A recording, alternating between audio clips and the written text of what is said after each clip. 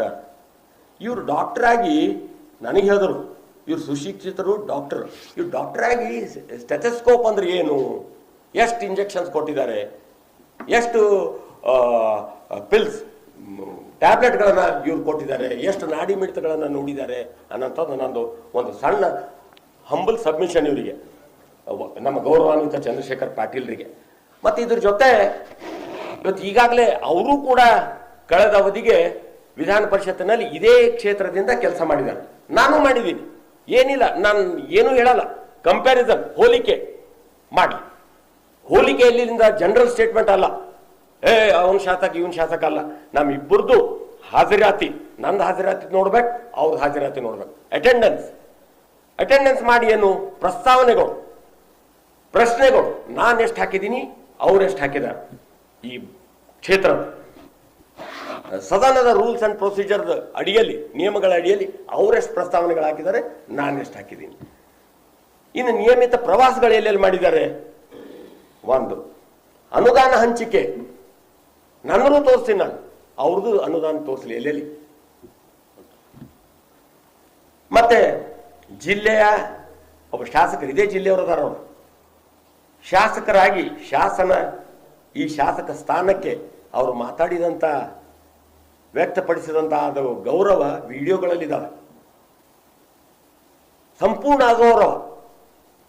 ಮಗ, ಈ ಕ್ಷೇತ್ರದ ಈ ಜಿಲ್ಲೆಯ ಮಗನಾಗಿ, ಅದೇ ಒಬ್ಬ ಮೊಮ್ಮಗ, ಒಬ್ಬ ಅಳಿಯನಾಗಿ ನಾನು ಇಟ್ಟಂತ ಘನತೆ ಗೌರವ ಕೂಡ ನೋಡ್ಲಿ.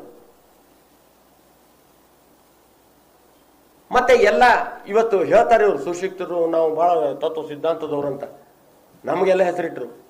ಇವ್ರು ಸ್ವಲ್ಪ ತಮ್ಮ ಆತ್ಮಾವಲೋಕನೆ ಮಾಡ್ಕೊಳ್ಳಿ. ತಮ್ಮ ಮನೆಯವರು, ತಮ್ಮ ಹಿರಿಯರು ಅವ್ರೇನಿದ್ರು, ನಮ್ಮ ಮಾತಾಡೋದಕ್ಕಂತೂ ನಾನು ಗೌರವಾನ್ವಿತ ಅವರಿಗೆ ಪ್ರಶ್ನೆ ಹಾಕ್ತೀನಿ. ತಮ್ಮ ಹಿರಿಯರ ಬಗ್ಗೆ, ಯಾರ್ಯಾರು ಪಬ್ಲಿಕ್ ಲೈಫಲ್ಲಿ ಇದ್ದಾರೆ ಅವ್ರ ಬಗ್ಗೆ ಆತ್ಮಾವಲೋಕನೆ ಮಾಡಿ. ಮತ್ತು ಇವ್ರು ಮಾತಾಡೋಂಥ ಶೈಲಿಗಳೇನೇನು, ಇಷ್ಟೆಲ್ಲ ನಾನು ಹೇಳೋ ತಾತ್ಪರ್ಯ ಚಾಲೆಂಜ್. ನಂದು ಪ್ರಸ್ತಾವನೆಗಳು, ನನ್ನ ಸಂಖ್ಯೆಗಳು ಹೇಳಿದ್ರೆ ನಂಬಲ್ಲ. ಇಲ್ಲಿ 100 ವಿಡಿಯೋ, ಒಂದು 60-70 ವಿಡಿಯೋಗಳು ನನ್ನ ಮೊಬೈಲಲ್ಲಿ ಇದ್ದಾವೆ. 100 ಪ್ರಶ್ನೆಗಳಿದ್ದಾವೆ. ಇದ್ರದ್ದೊಂದು ಅಷ್ಟು ಬೇಡ, ಇದ್ರದ್ದೊಂದು 50% ತೋರಿಸ್ಲಿ ಚಾಲೆಂಜ್. ಸದನದ ರೂಲ್ಸ್ ಅಂಡ್ ಪ್ರೊಸೀಜರ್ ಏನವ ಅಂತ ಹೇಳಿ, ಇವ್ರು ಮೇಧಾವಿಗಳಲ್ರಿ, ಸುಶಿಕ್ಷಿತರು. ಚಾಲೆಂಜ್ ಆಯ್ತು. ಅವ್ರ ನಡವಳಿಕೆ ಏನು, ಅವ್ರು ಬಹುಶಃ ನಾನು ಹೇಳ್ದಲ್ಲ, ಡಾಕ್ಟರ್, ಸುಶಿಕ್ಷಿತರು. ಸ್ಟೆಥೋಸ್ಕೋಪ್ ಎಷ್ಟು ಹಿಡಿದ್ರು ಸರ್ ಗೊತ್ತಿಲ್ಲ ಸರ್ ಕ್ಷಮಿಸ್ಬೇಕು, ನಾನು ಗೌರವಾನ್ವಿತ ನಮ್ಮವ್ರು ಸರ್, ನಮ್ಮವ್ರು ಡಾಕ್ಟರ್ ಅದ ಸರ್. ಅದಕ್ಕೆ ಹೇಳೋದು, ಈಗ ನನಗೆ ಒಂದೇ ಒಂದು ಇಷ್ಟೆಲ್ಲ ನೋಡಿ ಚಾಲೆಂಜ್ ನಿಮಗೂ ಗುರ್ತಿದೆ, ಇದು ಯಾವಾಗೂ ಮುಚ್ಚಿಟ್ಟಿದಲ್ಲ. ಈಗ ಅವ್ರಿಗೆ ಡಾ ಅನ್ಬೇಕಾ, ಡಾ ತೆಗೆದು ಡ ಮಾಡಿ ಅದ್ರ ಕೆಳಗಡೆ ಒಂದು ಗೆರಿ ಎಳಿಬೇಕಾ, ಢ. ನನ್ನ ಪ್ರಶ್ನೆ.